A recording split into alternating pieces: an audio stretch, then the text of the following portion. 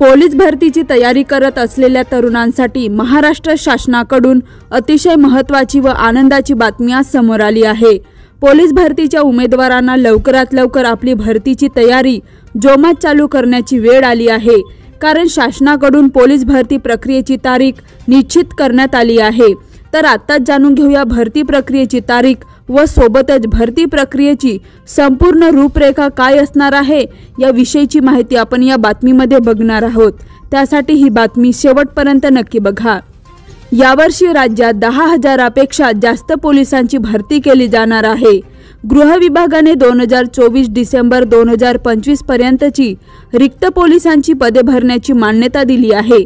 मागच्या वर्षी 2024 मध्ये पोलीस भरतीच्या 17,000 जागांसाठी 17 लाख अर्ज आले होते। त्यानुसार यंदा 10,000 पोलीस भरतीसाठी दरम्यान 12 ते 13 लाख अर्ज येण्याची दाट शक्यता आहे। त्यानंतर भरती प्रक्रिया राबवण्याचे नियोजन गृह विभागाने केले आहे। या सर्व कारणांमुळेच महाराष्ट्र शासनाने साधारणपणे पोलीस भरतीच्या प्रक्रियेला सुरुवात होणार असल्याचे आश्वासन दिले आहे। पोलीस भरतीची तयारी करणाऱ्या उमेदवारांना आपल्या पुढील तयारीला जोमाने लागण्याची मोठी आवश्यकता आहे। त्यानंतर महत्त्वाची गोष्ट म्हणजे या वर्षीची पोलीस भरती प्रक्रिया कशा पद्धतीने पार पडणार आहे याविषयी आपण थोडक्यात जाणून घेऊया। 2 ठिकाणी अर्ज केल्याबद्दल उमेदवाराला बाद ठरवण्यात येईल। जर एखादा उमेदवार दुसऱ्या जिल्ह्यात उपस्थित राहिला तर त्याला 2 ठिकाणी अर्ज केल्याबद्दल चाचणी देता येणार नाही। यासाठी उमेदवारांना पूर्ण तयारी करणे आवश्यक आहे। इच्छुक अन पात्र असणाऱ्या उमेदवारांनी फॉर्म भरल्यानंतर त्यांचे आधी ग्राउंड घेतले जाईल। त्यानंतर लेखी परीक्षा होईल व अखेरीस मेरिट लिस्ट लावले जाईल। त्यातून आघाडीवर असणाऱ्या उमेदवारांची निवड केली जाईल असं महाराष्ट्र शासनाकडून सांगण्यात येत आहे। यावर्षी पोलीस भरती घेण्याचा मुख्य कारण काय तेही आपण या बातमीमध्ये जाणून घेऊया। राज्यात लोकसंख्या वाढत असताना पोलीस दलातील कर्मचारी संख्येची कमतरता जाणवत आहे।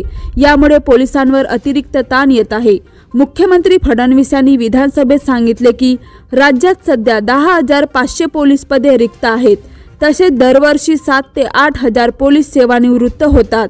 मागील 3 वर्षात विक्रमी 35,802 पदांची भरती करण्यात आली आहे। आता उर्वरित रिक्त जागांसाठीही लवकरच प्रक्रिया राबवली जाणार आहे।